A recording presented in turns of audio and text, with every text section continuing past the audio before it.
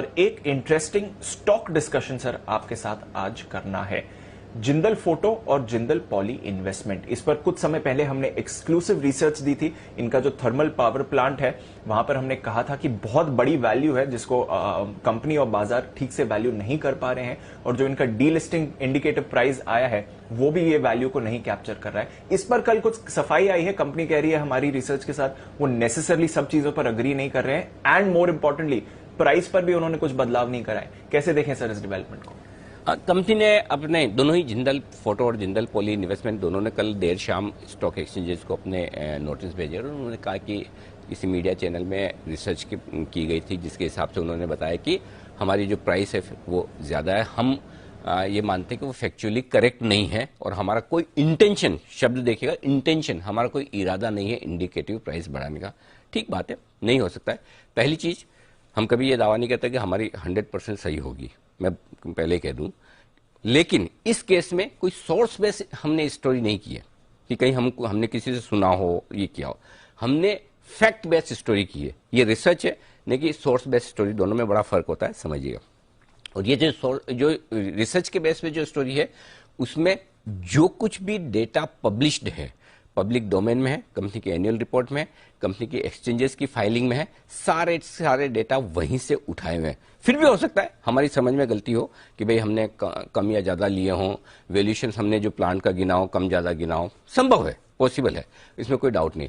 सो अगर ऐसा है तो आप मोस्ट वेलकम है, आइए बताइए फैक्चुअली कहाँ गलत है, हम भी सुधारेंगे। और आपके जो इन्वेस्टर्स हैं जो डीलिस्टिंग ऑफर में पार्टिसिपेट करना चाहेंगे उन्हें भी एक पता चलेगा कि वाकई में फेयर वैल्यू क्या होनी चाहिए। देखिए सबसे बड़ी चीज क्या है, इस वक्त टाइमिंग इंपॉर्टेंट है।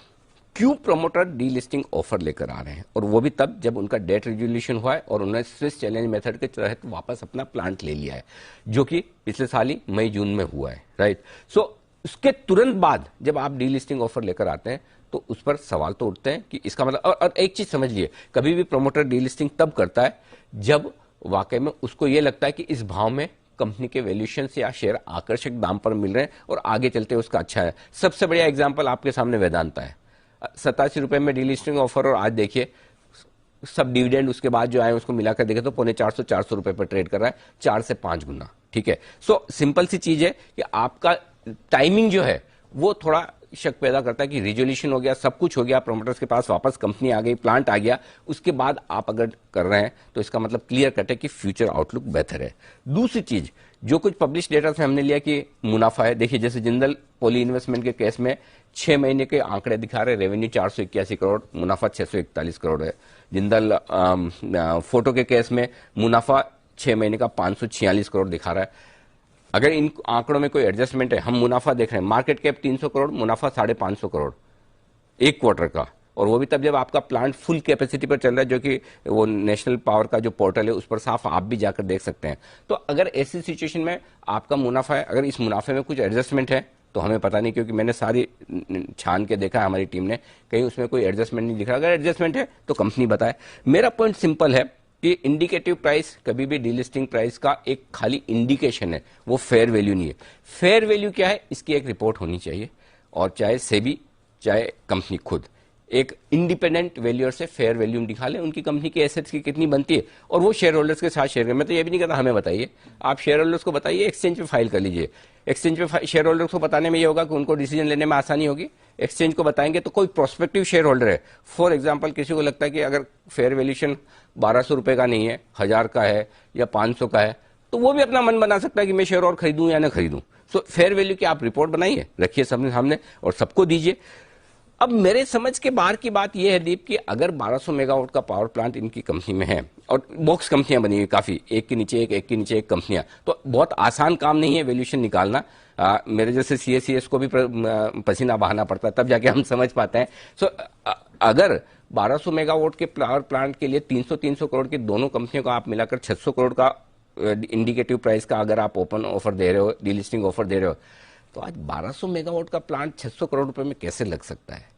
ये मेरे समझ के, क्यों 5-5.5 करोड़ का मिनिमम वैल्यूएशन में अगर पकड़ूं तो भी किसी भी हिसाब से 600 करोड़ का वैल्यूएशन तो हो नहीं सकता। एक और चीज मैं है ना प्रमोटर से पूछना चाहता हूँ, ये सभी प्रमोटर्स के लिए, और जो प्रमोटर्स इंडिकेटिव प्राइस को ये है ना मानते हैं कि हमारा हक है इंडिकेटिव प्राइस देना और उस पर डीलिस्टिंग करवाने का, चाहे वो वेदांता हो चाहे कोई भी हो, क्या इंडिकेटिव प्राइस पर आप अपनी स्टेक बेचेंगे? क्या प्रमोटर अपनी हिस्सेदारी इंडिकेटिव प्राइस, सपोज कोई एक कंपनी दूसरी, आज पावर प्लांट खरीदने के लिए बहुत सारी कंपनियां तैयार है, क्या अगर कोई दूसरा कॉर्पोरेट आता है और वो कहता है कि चलिए इंडिकेटिव प्राइस पे आप बेच दीजिए, 75% आपके पास है, हम ले लेते हैं, तो क्या प्रमोटर बेचेंगे? नहीं ना। तो फिर जिस प्राइस पर आप नहीं बेचना, मैं ये कह ही नहीं रहा कि आप प्रीमियम दीजिए, मैं तो सिर्फ ये कह रहा हूं कि शेयर होल्डर्स को फेयर वैल्यू दीजिए, जो फेयर वैल्यूएशन निकलता है वो दीजिए। और वो फेयर वैल्यूएशन क्या है वो न मैं डिसाइड करूंगा, न प्रमोटर डिसाइड करेंगे, न शेयर होल्डर्स डिसाइड करें, एक इंडिपेंडेंट वैल्यूअर डिसाइड करे कि इस कंपनी के पास कितनी एसेट्स है। और मैं सेबी से भी दरख्वास्त करना चाहता हूं, दो चीजें करनी चाहिए इस तरह के मामलों में, न सिर्फ जिंदल वाले केस में बल्कि सारे, चाहे वो वेदांता के केस हो, चाहे जितने डीलिस्टिंग ऑफर आते हो, जितने, उनमें एक काम करना चाहिए। पहली चीज तो ये कि वैल्यूएशन रिपोर्ट्स कंपलसरी। हाल ही में सेबी ने एक बहुत बढ़िया डिसीजन लिया और उसकी हमें तारीफ करनी चाहिए। वो पीएनबी हाउसिंग के केस में हुआ, बारबेक्यू नेशन के केस में हुआ, जहां पर वो प्रेफरेंशियल अलॉटमेंट करके अपनी कंपनी की स्टेक साइजेबल बेचे थे। सेबी ने कहा नहीं, आप लाइए, फेयर वैल्यूएशन कराइए, इंडिपेंडेंट वैल्यूएशन कराइए और उसके बाद हम डिसाइड करेंगे। और आप देखिए पीएनबी हाउसिंग का ऑफर फेल हो गया। तो यही चीज सेबी को इनमें भी करनी चाहिए, डीलिस्टिंग ऑफर में भी, कि सबसे वैल्यूएशन रिपोर्ट मंगाए, इंडिपेंडेंट वैल्यूअर से मंगाए और पूछे कि भाई इनके पास जो एसेट्स है उसकी आज की तारीख में क्या कीमत है। दूसरी चीज, जो प्राइस डीलिस्टिंग ऑफर किया है, इसमें एक चीज और है दीप, वो बहुत समझने वाली बात है। डीलिस्टिंग ऑफर का मैनिपुलेशन बहुत होता है, क्योंकि अगर 75% प्रमोटर के पास होती है, 10-15% वो कॉर्नर कर लेते हैं इधर उधर दूसरे नामों में, और फिर वो जो प्राइस डिसाइड करेंगे उसी प्राइस में शेयर टेंडर हो जाएंगे, 90% होते ही डीलिस्ट। ठीक है, अब जिस प्राइस पे डीलिस्टिंग हो रही है, सेबी को एक रूल बनाना चाहिए, उस प्राइस पर 3 महीने 6 महीने के लिए एक नियम बना दे कि जिस किसी और प्रमोटर को उस प्राइस पर उस कंपनी को बिड करना है वो बिड करे और वो उस कंपनी को खरीद ले। ठीक है, प्रमोटर तो उस प्राइस पे बेचने खरीद डीलिस्ट करवाना ही चाहते हैं, ताकि जो माइनॉरिटी शेयर होल्डर्स हैं उनको वो डिसाइड करे कि हमें नए प्रमोटर के साथ रहना है या हमें डीलिस्टिंग में शेयर होल्डर शेयर देना है, तभी आपको एक्चुअल वैल्यू मिलेगी। तो ये डीलिस्टिंग ऑफर्स में एक्चुअल वैल्यू रिटेल इन्वेस्टर्स को मिलना बहुत जरूरी है। आप सोचिए, शेयर होल्डर 10-10, 15 साल से शेयर संभाल के रखते हैं, कंपनी मतलब क्या कहना चाहिए, पूरे डेट रिस्ट्रक्चरिंग में जाती है, कई सालों तक मुनाफा नहीं कमाती है, उसके बाद जब सब चीजें सुधरती है तो ये कंपनी को वापस देना आना चाहिए। और दिक्कत की बात भी मालूम है क्या है हिंदुस्तान में, जो नए जमाने के प्रोमोटर्स है, जैसे कि मेजेस्को के प्रोमोटर, वो देना जानते हैं, लेकिन पुराने जमाने के प्रमोटर्स जो हैं वो अभी तक ये चीज सीखे नहीं है। ये आपने एग्जांपल हिंदुजा के केस में देखा है, वेदांता के केस में देखा है, अब जिंदल के केस में भी देख रहे हैं। तो मुझे लगता है कि डीलिस्टिंग को लेकर सेबी शायद और अच्छे से नियम बनाए और इस तरह से नियम बनाए कि जो एग्जिट प्राइस फाइनल तय हो उस पर प्रमोटर्स को भी ये प्रेशर है कि मुझे भी इस प्राइस में अपने शेयर्स या अपनी होल्डिंग बेचने की जरूरत पड़ सकती है। आखिर में मेरा खुला निमंत्रण है, जो भी मैनेजमेंट है, अगर हमने कोई कैलकुलेशन में गलत की, हम सुधारने को तैयार हैं, आए बात करें, अपने शेयर होल्डर्स को बताएं कि उनके हिसाब से क्या फेयर वैल्यू होती है। इंडिकेटिव प्राइस अपनी जगह है, फेयर वैल्यू अपनी जगह है। आपको अगर प्रीमियम नहीं भी देनी है, फेयर वैल्यू जरूर दीजिए, ये मेरी दरख्वास्त है, रिक्वेस्ट है। रिटेल शेयर होल्डर है कितने सर? 25% है, उनमें से भी 25 में हम आप सब जानते हैं कितने एक्चुअल रिटेल इन्वेस्टर्स होंगे, कितने कंपनी के पास कॉर्नर होंगे। 5-10% दे दीजिए ना, आपके साथ रहे इतने सालों तक शेयर होल्डर्स, आज उनके लिए थोड़ा पैसा 2 पैसा बनाने का मौका है।